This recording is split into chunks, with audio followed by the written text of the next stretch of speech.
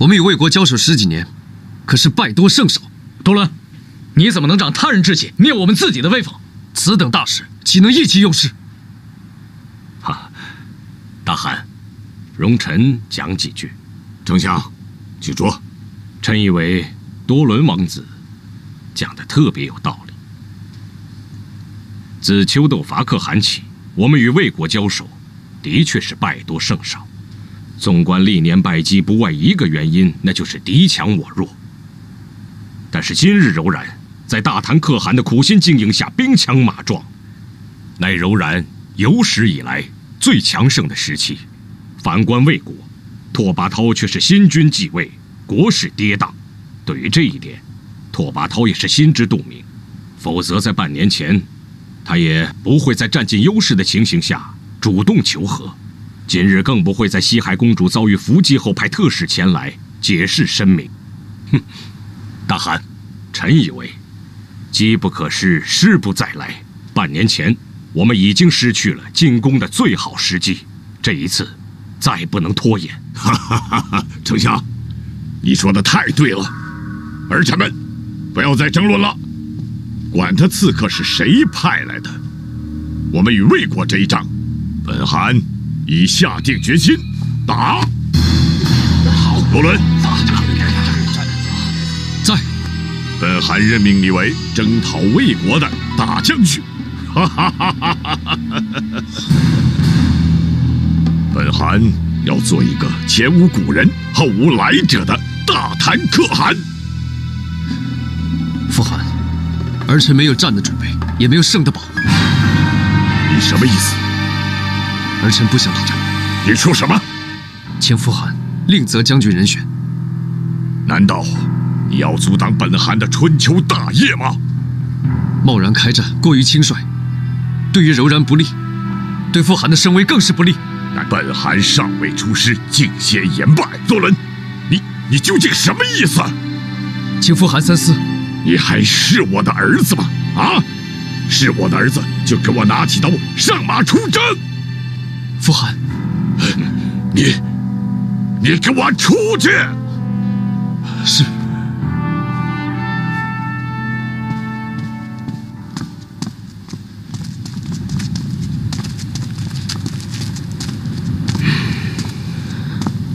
丞相，刚才多伦已经退缩，正好是我取而代之建功立业的好机会。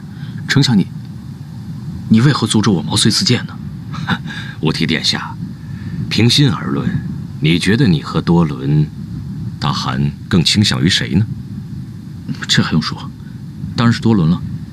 那刚才大汗把大将军授予多伦，被他一口拒绝，你以为又为了什么呢？多伦不是说了吗？他不想打仗。我总觉得没那么简单。哎呀，管他简单还是复杂，反正这个大将军，他不当我就当呗。那这样吧，我来做个假设，你现在就是大将军的位置，可是多伦在旁边，随时准备取而代之。你觉得这滋味如何？吾提殿下，你放心，这大将军的位置迟早是你的。但是有一点必须明确，就是你要把他压制的不能动弹，你这大将军的位置才能坐得稳，明白了吗？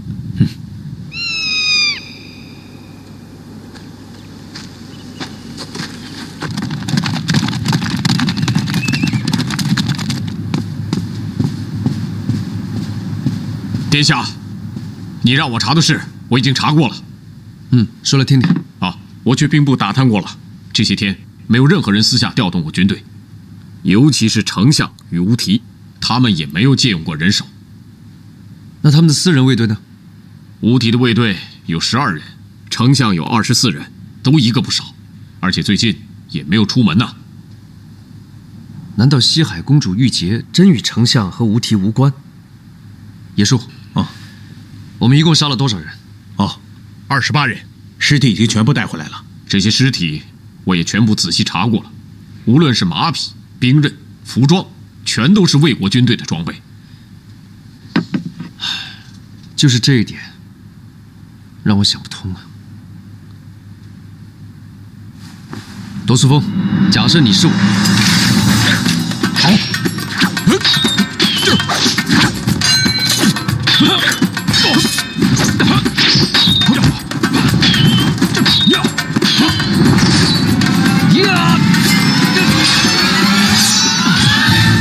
等一下！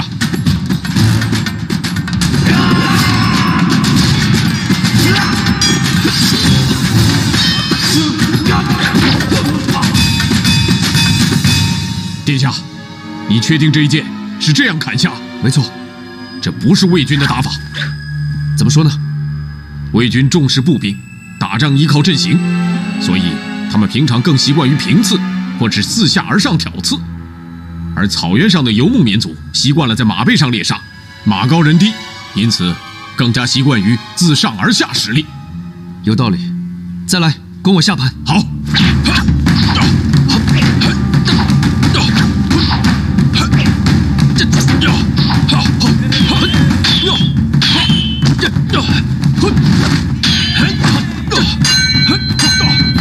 当时刺客就是这样抵挡的。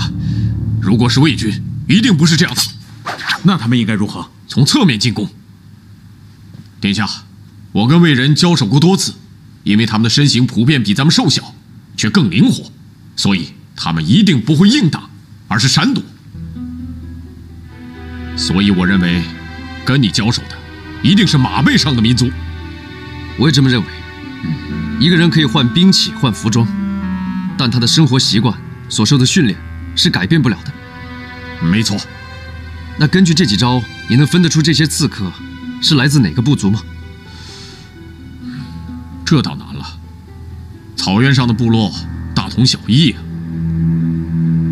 如若按照我们的分析，这些所谓的魏国刺客，很有可能是从草原部落雇佣来的。一定是这样。好，多苏峰，你顺这条线索继续调查，究竟刺客是从何而来？最重要的是，到底是谁雇佣了他们？哎，殿下，我刚刚接到兵部司隶发的命令，要我立刻带领本部兵马向魏国边境进发，限2日之内必须就位。这么快？殿下，难道你不参战？这谁来统帅我们？也许是吴提吧。吴提？这怎么可能？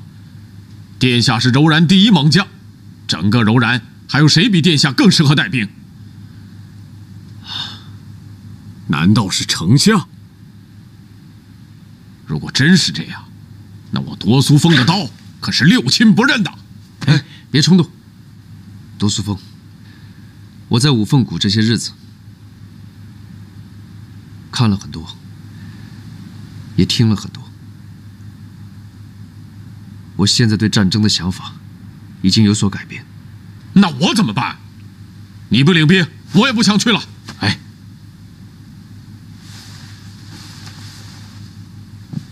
多苏峰，先执行兵部的命令吧，那可不是儿戏。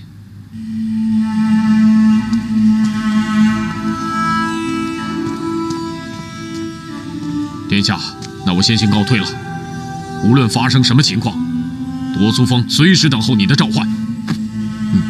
早去早回。好。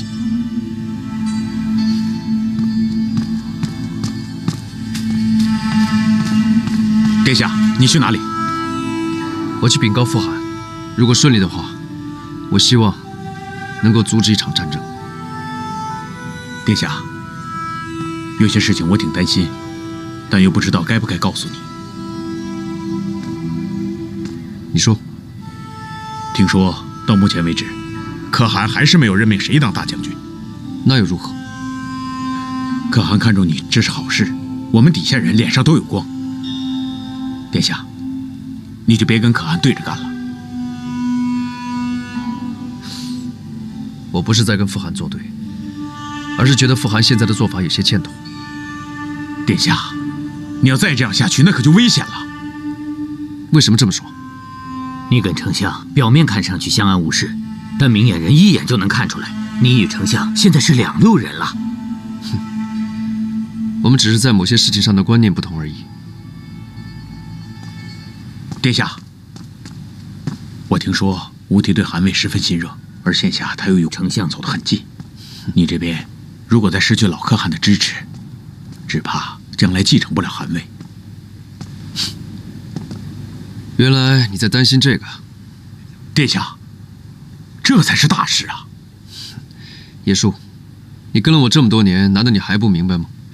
汗位对我而言一点都不重要，我在乎的是柔然的将来。殿下，我知道你心里想的都是大事，但你总得为自己考虑吧。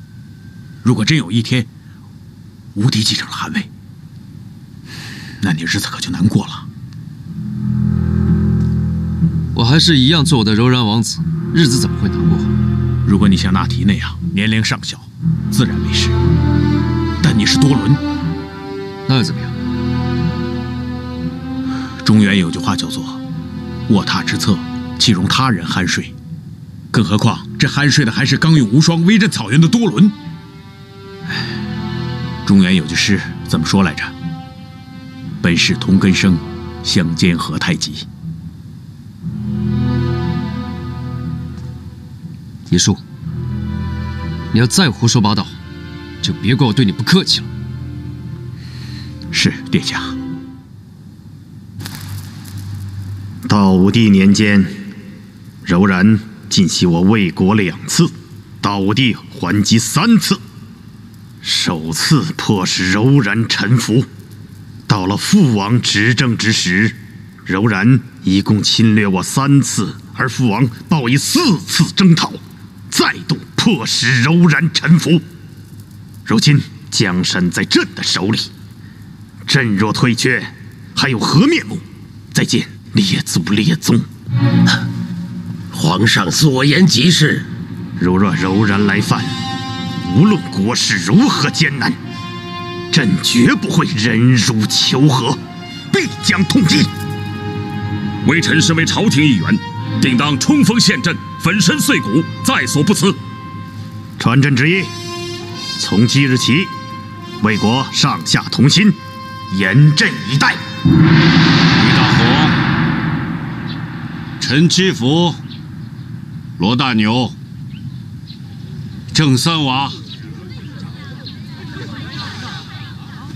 ，7日之后教场集合，违令者斩。哎，和亲图不是都绣好了吗？我们福陵不是已经去和亲了吗？为什么还要征兵呢？难道还要打仗？不是不用打仗了吗？是不是和亲图没有治好，被柔然挑出了什么问题，所以魏国和柔然还要打仗？我听说那和亲图根本就没有去到柔然，在半路上就被人劫走了。被谁劫走了？柔然人说是我们的人干的，说我们对和亲没有诚意，要跟我们打仗。怎么会是我们的人干的呢？如果是我们当初又何必制造和亲图呢？对呀，是吧？我们五凤古人经历了那么多，克服了那么多困难，才将和亲图织成。怎么会说我们没有和亲的诚意呢？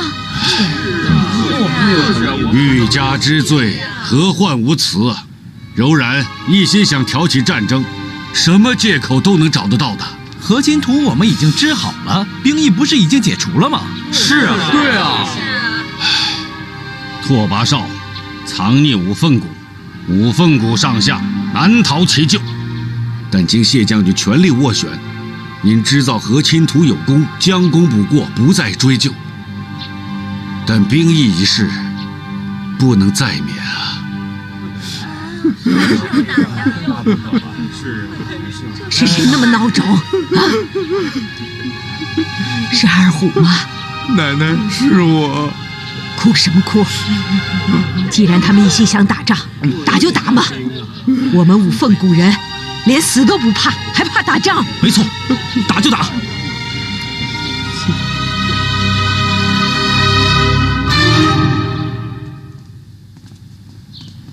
花爷，你什么时候走？初6，你呢？后天。那你和铁匠是同一批走，我比你们晚走几天。花爷，千辛万苦绣成的和亲图有什么用呢？这仗还是得打。早知道就不绣那个和亲图了。柱子，你说什么呢？木兰，你不觉得你们绣的和亲图有点冤枉吗？柱子，你想错了。我们当初织和亲图是想告诉柔然人，我们魏国人不想打仗，我们想要和平。但是现在和亲图不能带来和平，这仗得打，那我们打还是为了和平。打仗是为了和平，咱们的好意，既然柔然人不接受，这仗非得打，咱们也不怕。柔然人撕毁盟约，咱们就坚决应战。就像奶奶说的，柔然人想打，好，咱们就奉陪到底。可我们打仗，不是为了要抢他们的土地，不是为了争他们的牛羊，咱们打仗，为的是和平。木兰说的对啊，我们就是要告诉柔然人，我们不想打仗，但是我们不怕打仗。我明白了，其实我也不怕打仗，只是我放心不下奶奶。木兰，我走了以后，奶奶就托付给你了。柱子，你放心，我一定像对待自己的奶奶一样，照顾好奶奶。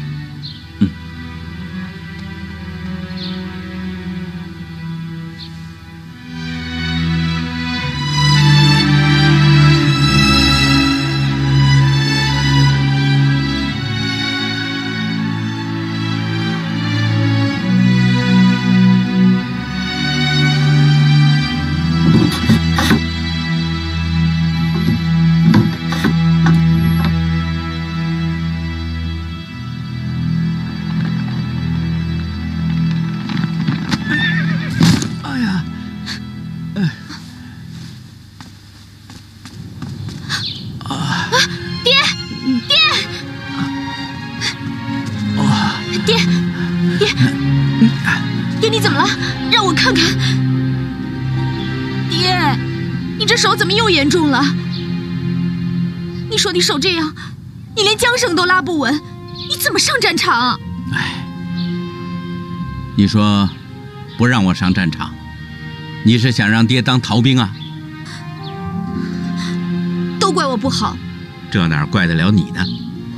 我如果是儿子，就可以替你去上战场去打仗，你在家里平平安安染丝做活养身体。我上战场奋勇杀敌，这不两全其美吗？爹虽然没有儿子，但你这个女儿懂事体贴，比那许多儿子都争气，爹这辈子不遗憾。娘已经不在了，我不能再失去你了。别胡思乱想了，现在国家有难，爹作为魏国子民就算年龄大了，身子骨比以前弱了，但是也不能临阵退缩。女儿你放心吧，爹是老兵，打过不少仗，有的是经验。你别看现在爹没精神，真要上了战场，爹比谁都勇敢，都有劲儿。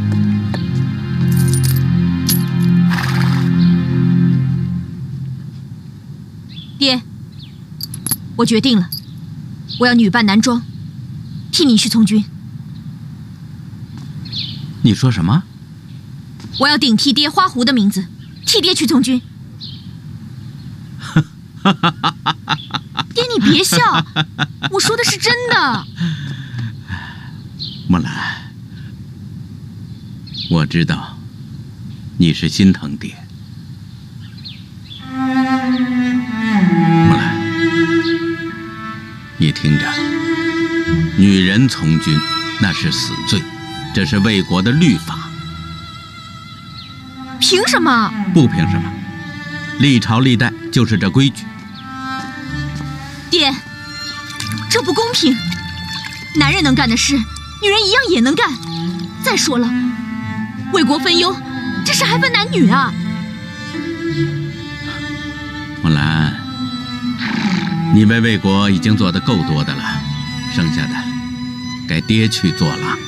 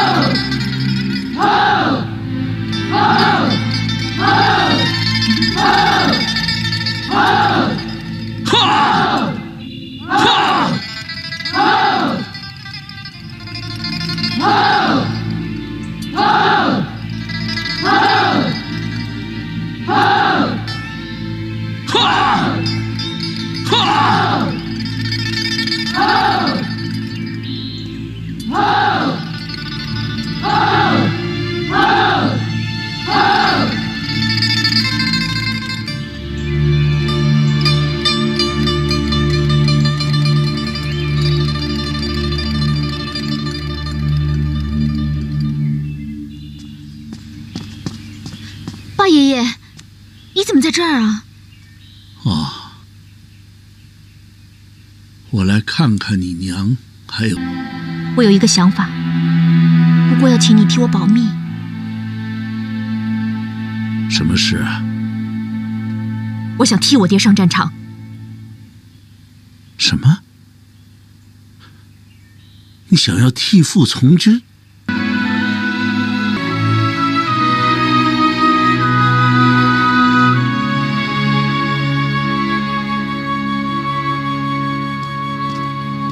爹，木兰，你上哪儿去？我只是四处走了走。哦，爹明天就要走了，有些事儿我得跟你交代一下。爹，正好我也有话想跟你说。来吧。木兰，柴我都给你砍好了，够你烧3个月的。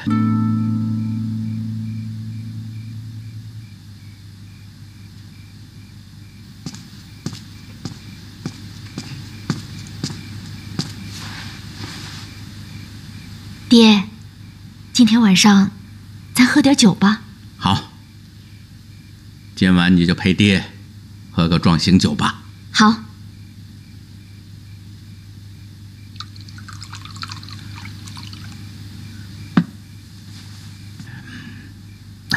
木兰，起来，坐。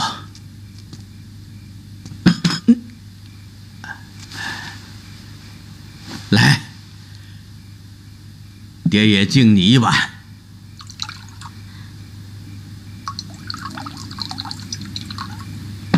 来，女儿，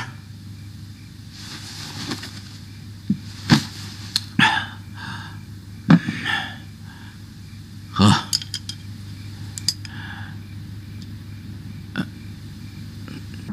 李红到，吴大牛到，江北风到，大力到，蒋中勇到，花虎到。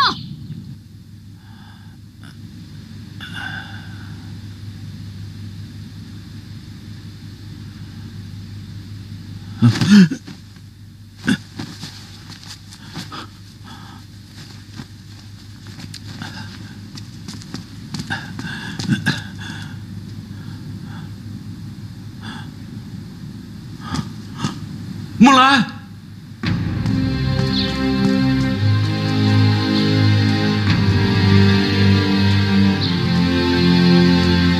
木兰，木兰。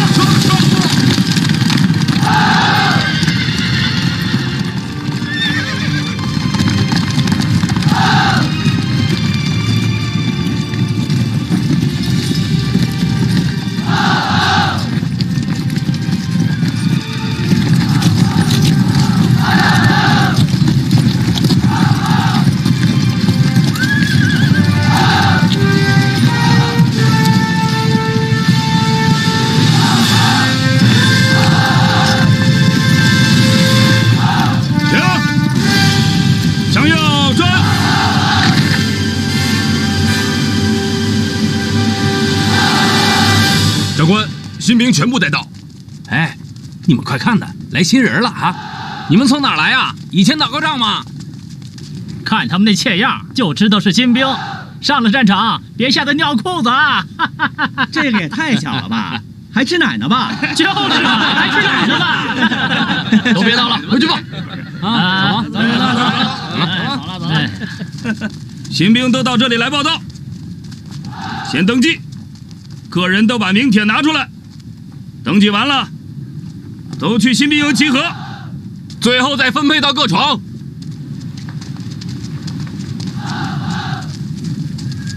叫什么名字？长晨。哪里人士？邯郸。哎，来看看啊，我们的新兵队伍又来新人了。哎，这怎么这么像女人呢？有点像。哎，说你呢？你这又瘦又弱的，哪像个打仗的呀？啊，就是。你说你手不能提，肩不能挑的，上了战场，不就是一个死字吗？不是嘛？哎，还有你。你叫什么名字？杨传旭。杨传旭，哪里人士？关中。好，下一个。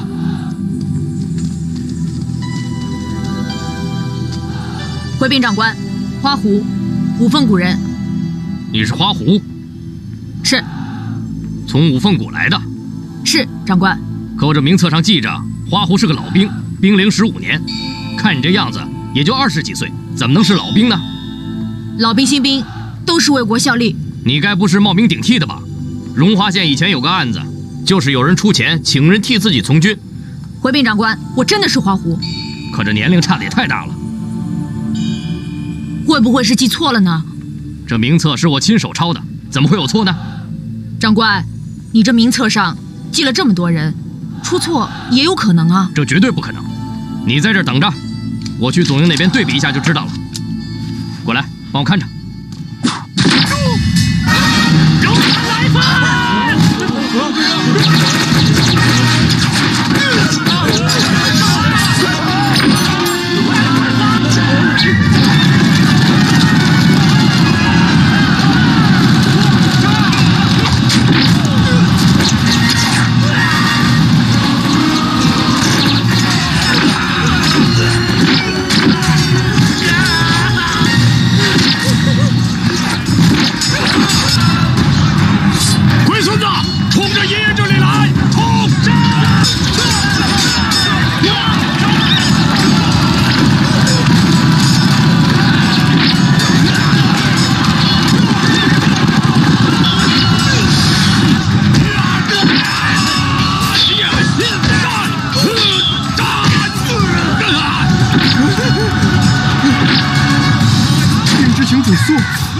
成人之不及，有不虞之道，攻其所不见也。看来这些柔然骑兵也懂兵法的吗？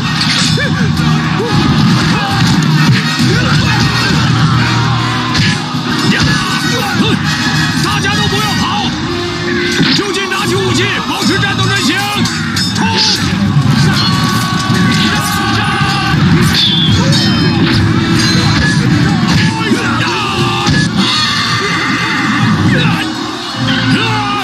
石头，你带铁血队绕到敌人后方，快找人护住粮草。是。其他人跟我上！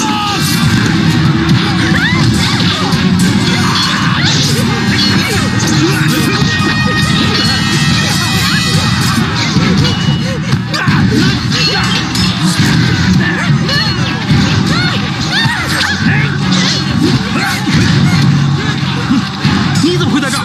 柱子！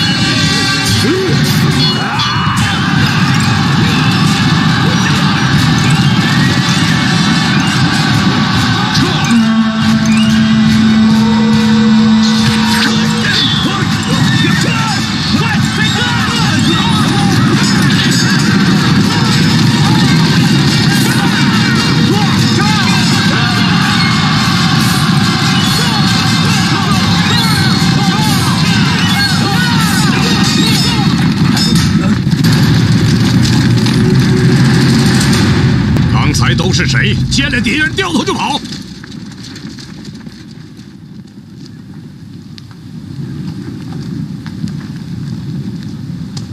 我从没有带过像你们这么脓包的兵。城主，这些有的是新兵。新兵，好啊！所有的新兵都给我滚到这里来！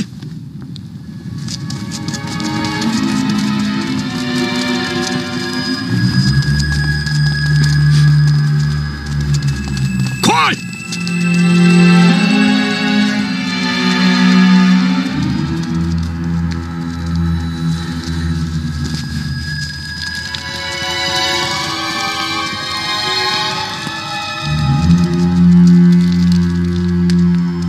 以防万一，这些尸体必须马上掩埋。听我的口令，以此为界，这边的人都给我去挖坑，这边的人都给我去抬尸体。没听懂吗？去挖坑，抬尸体。其他人快救伤兵。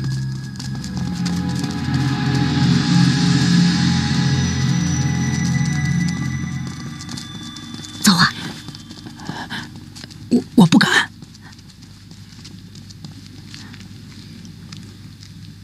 既然来到这里了，干也得干，不干也得干。我不。你们俩在这磨磨蹭蹭干什么？还不快去抬尸体！滚！走啊，走。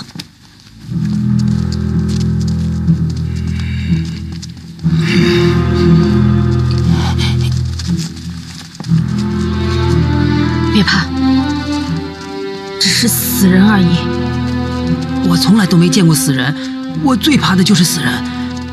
你叫什么名字啊？在家大家都叫我小捕头。那我做什么，你就跟着我做什么。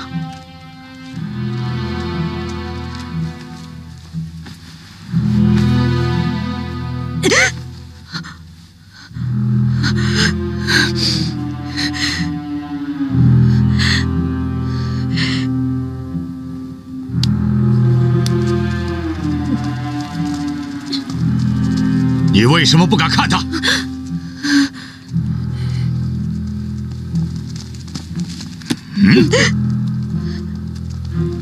是不是很怕？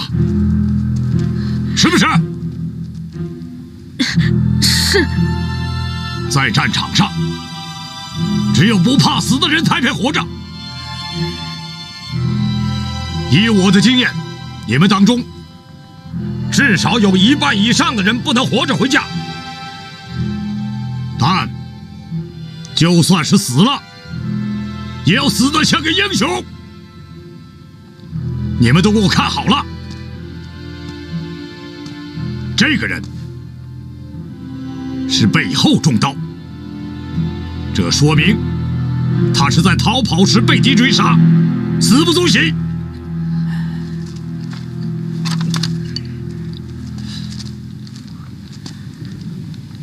这位兄弟是两侧中刀，说明他在同时与2名敌人搏杀，是条汉子。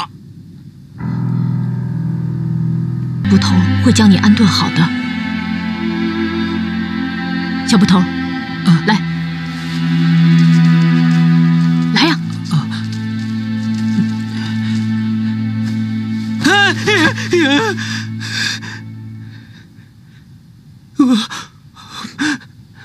别动！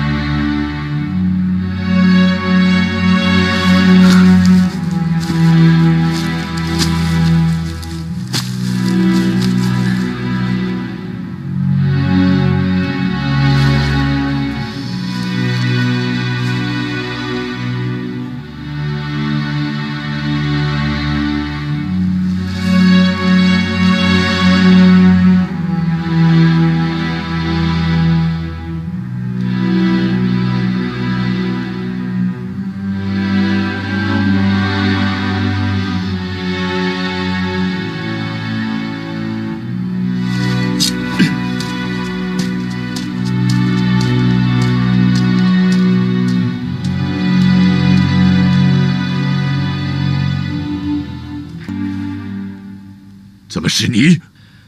傅寒，是我。莫云，他来多久了？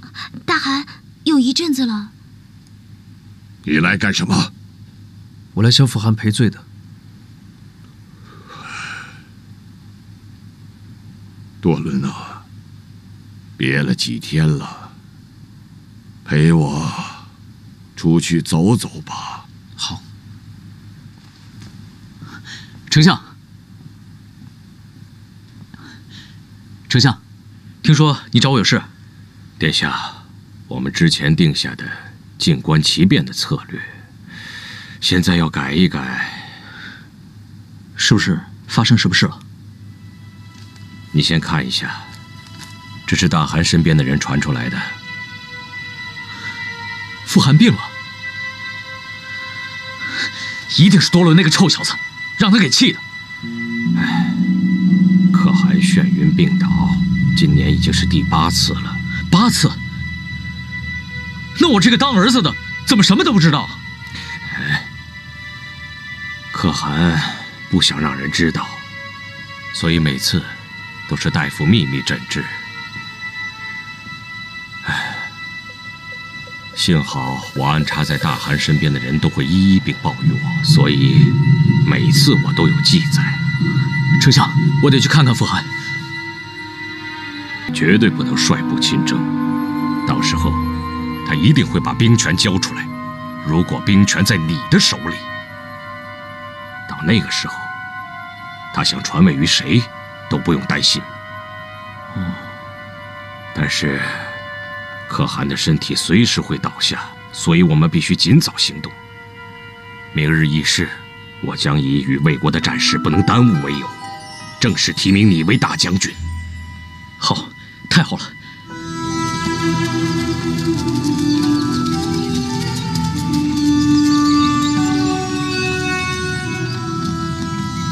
多伦，你可知道我为什么要派你去五凤谷？我要让你看一看草原之外的世界有多大多美。征服大漠，征服草原都不算什么，我们最终的目的要征服南方的中原。傅寒，这也是我一直想与你讨论的。我们一直梦想用武力去征服中原，其实还有比武力更强大的力量。是什么？傅寒，你没有想过吗？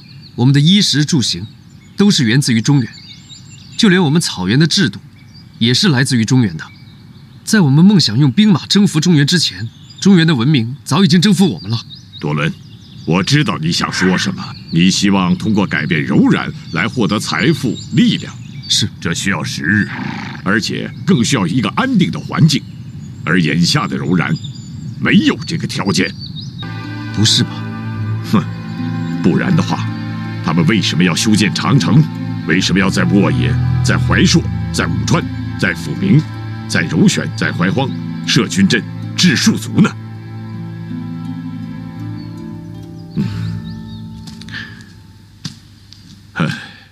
今天的柔然，表面上一片平静，实则是内忧外患。如果不能抓住拓跋焘新君继位，魏国暂时衰败的机会，拓展疆域、积累财富，也会像流星一样短暂灿烂，又瞬间消失。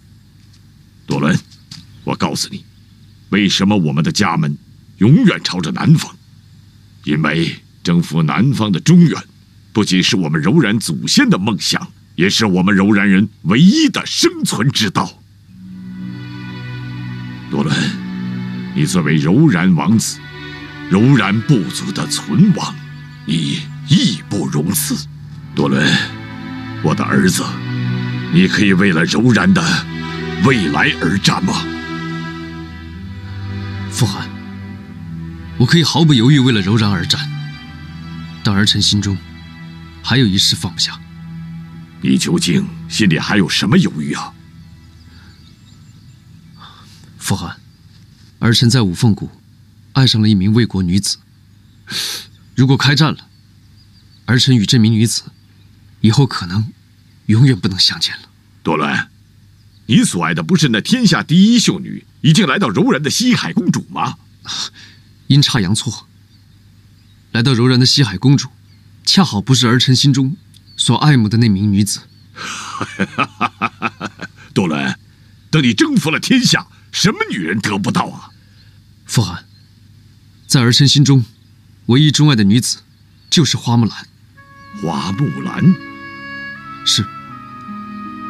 父汗，能否再给儿臣几天的时间？你想怎样？我要亲自去趟五凤谷，将花木兰带回柔然，我就可以毫无牵挂的带兵出征。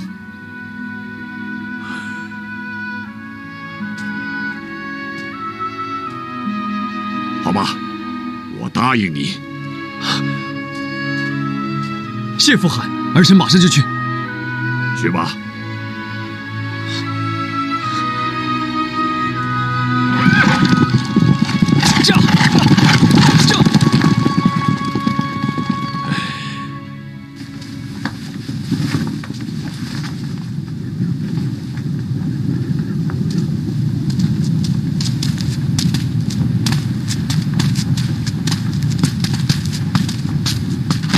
开发了。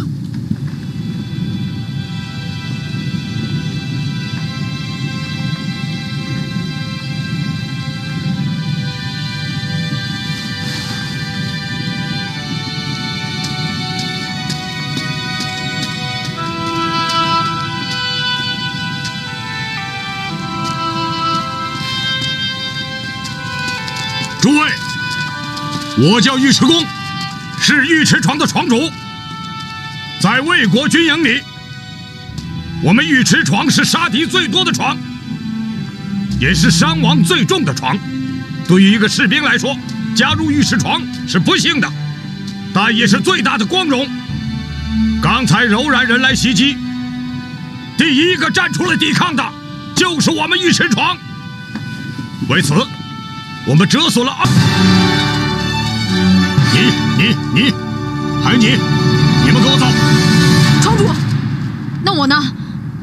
尉迟床不是什么人想加入就能加入的，像你这样的还差着远呢。可我不怕死。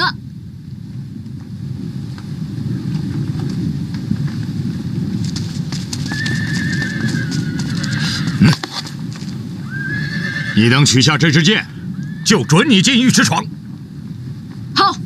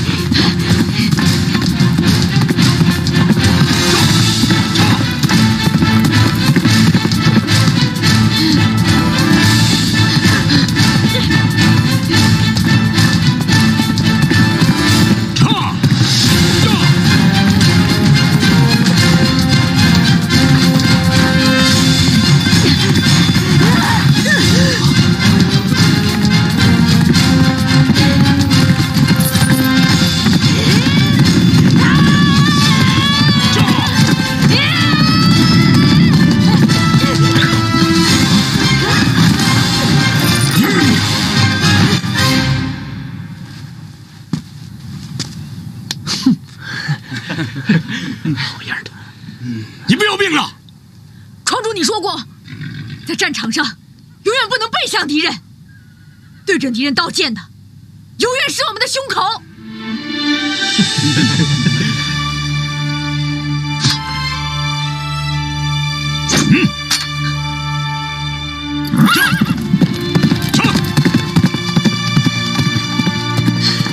好样的，花虎！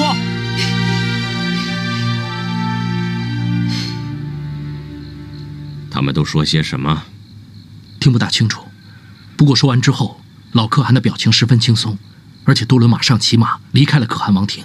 带了多少人离开？他自己走的，一个人都没带。一个人？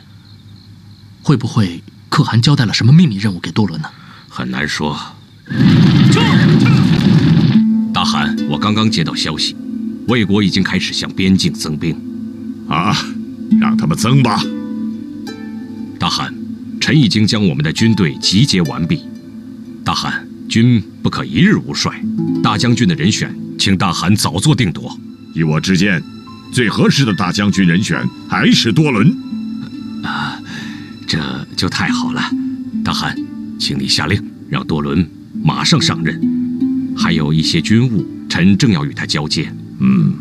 可是多伦现在不在柔然呐。啊？都这个时候了，他去哪里了？他去了魏国。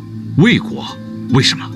多伦说他要去五凤谷找一个叫花木兰的女子，他答应我，只要找到这个花木兰，就可以全身心的投入战斗。花木兰？你这是在胡闹啊！这打仗是男人的事儿，你一个女孩子来干嘛呀？是啊，你听我的，赶紧回五凤谷去吧。我既然来了，而且进了尉迟床，我怎么能回去啊？我不当逃兵。当逃兵还算好的，你说你这样上了战场，那不就是个累赘吗？要么自己死，要么害我们大伙一块死。我不会成为你们的累赘的。这可是你自己往死路上走，我可不管你。铁匠，主子，我肯定是要在这尉迟床待下去了，还请你们俩一定替我保密啊！你放心吧，我肯定不会说出去的。花虎，在五凤谷的时候都是你照顾我，现在在军营里就该我照顾你了。行了，我可以不说，不过你可别指望我照顾你。我不用你照顾，我自己可以照顾自己。这箱子谁的？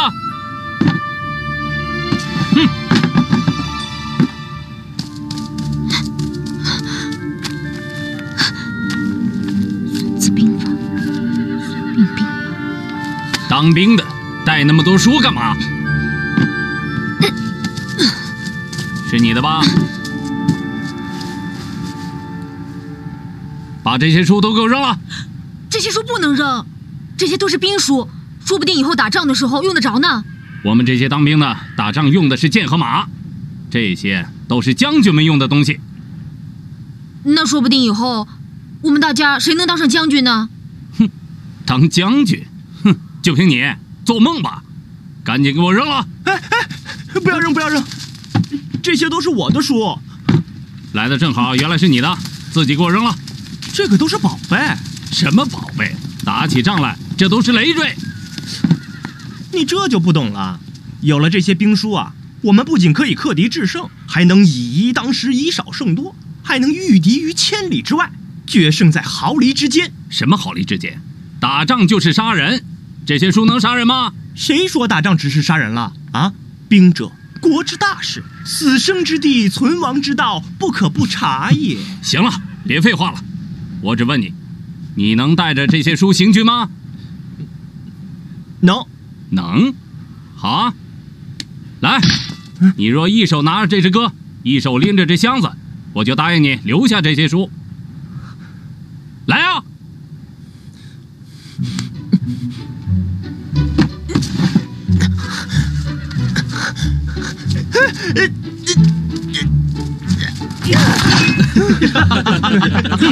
不知天高地厚。我现在是不行，以后一定行。以后，你瞧你们一个个的熊样，我看呐，这辈子都不行。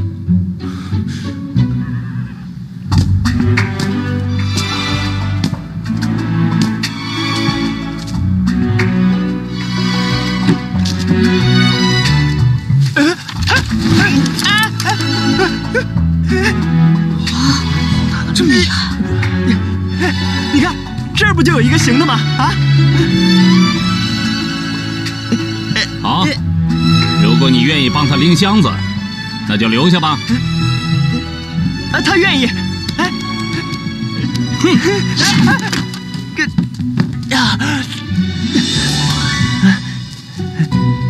多谢壮士解围，啊，多谢保全。不用谢我，我什么忙都没有帮上。这箱子里面有多少本书啊？一共48本。那给我48个馒头。什么？1个馒头，1本书。君子喻于义，小人喻于利。你长得堂堂正正的，怎么能有这样的小人言行呢？啊！你这没道理啊！这穷居配与修己作右编中说了，善所当为，休谈福报。你这不明目张胆的索要报酬吗？哎呦，我哪儿去找那么多馒头啊？秦先生，别闹了，别闹了，大家听我宣读军规。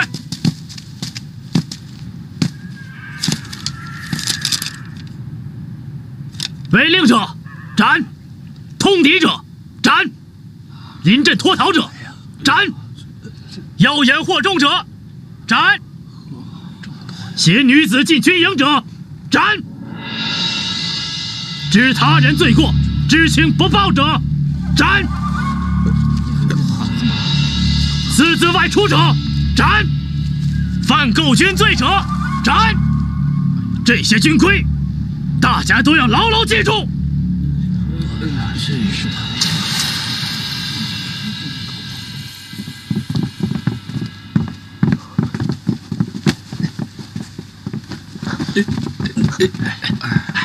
我去那个。哎，我睡这儿了。哎呀，行啊。到里面吧。那边啊。花虎，有什么需要我帮你的吗？哎，这是什么呀？你干嘛动我东西啊？我又不认识你，你这人真讨厌。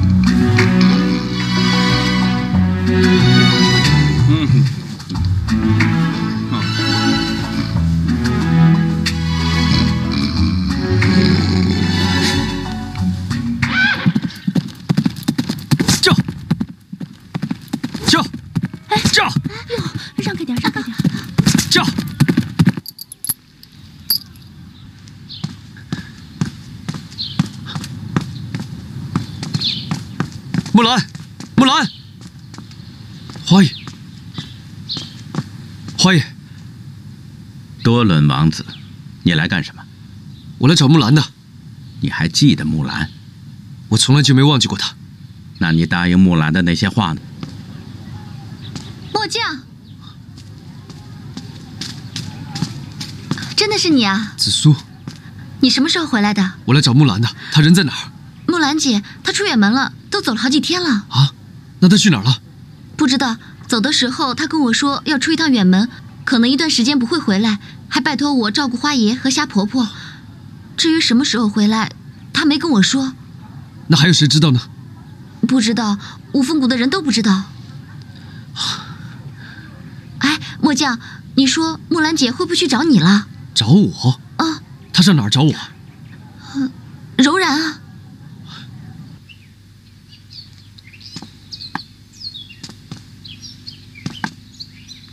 八爷爷，遍地狼烟起，桑麻尽凋零。我才离开五凤谷多久啊？怎么突然变成这个样子了？丝绸之路断了，再也没有客商来五凤谷买货了，没人来买货，连饭都吃不饱。但凡身强力壮的桑农、蚕农、织工、染匠，几乎都出征上战场了。你说这五凤谷能不变样吗？八爷爷，你知道木兰现在在哪儿吗？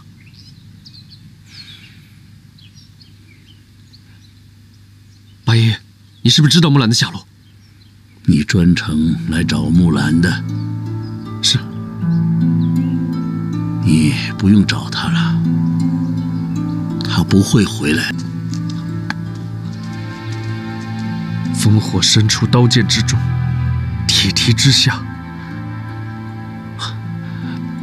木兰，你到底在哪儿？丞相，你不是说有10万火急的事情要禀报吗？那到底是什么事啊？是，大纳，你说。大汗，五凤谷那个花木兰，她是个妖女。什么？妖女？大汗，我敢断定。如果再让多伦见到这个花木兰，那我们在他身上下的苦心就会付诸流水。不会吧？那多伦答应我要全力以赴的去打仗啊！大汗，多伦已被那花木兰施下了魔法，他一系列的表现证明，他把对你的承诺完全忘了。丞相，马上传我命，派一队人马，务必将多伦给我带回来。是，大汗。可是我现在担心的不是多伦殿下。那丞相，你担心什么？我担心的是多伦再次被花木兰所蛊惑，让他在战与和之间犹豫不决，敌我不分，那对我们柔然才是灭顶之灾。是啊，这才是当务之急呀！大汗，我有个建议，这大将军的人选，暂时由吴提担任，等多伦回到王庭，待其头脑清醒、意志坚定之后，再把兵权交给他。大汗，意下如何？也好，丞相。